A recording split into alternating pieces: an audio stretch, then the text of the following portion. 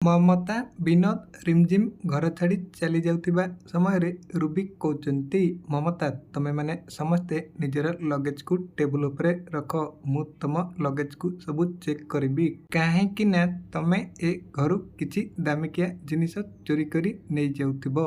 ରୁବିଙ୍କ ପାଖରୁ ଏମିତି କଥା ଶୁଣିବା ପରେ ମମତା ସବୁଯାକ ଲଗେଜ ନେଇ ଟେବୁଲ ଉପରେ ରଖୁଛନ୍ତି। ଆଉ ତାପରେ ରୁବି ଆସି ଲଗେଜରୁ ସବୁ ଲୁଗାପଟା ବାହାରକୁ ଫୋପାଡୁଛନ୍ତି।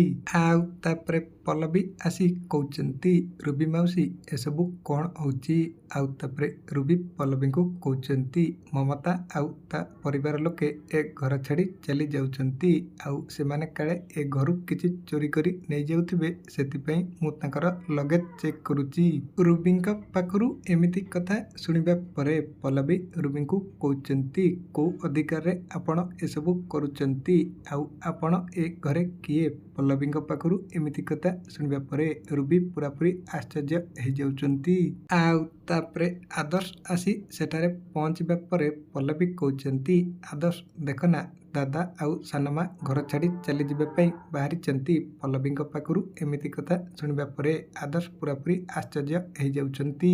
ଆଉ ତାପରେ ରୁବି କହୁଛନ୍ତି, ଆଦର୍ଶ ଏ ବିନୋଦ ଆଉ ତା ପରିବାର ଲୋକ ଏ ଘର ଛାଡ଼ି ଚାଲି ଯାଆନ୍ତୁ, କାରଣ ସେମାନେ ତ ଏ ଘରେ ଖାଲି ବସି ବସି ଅନ୍ନ ଧ୍ୱଂସ କରୁଛନ୍ତି ନା।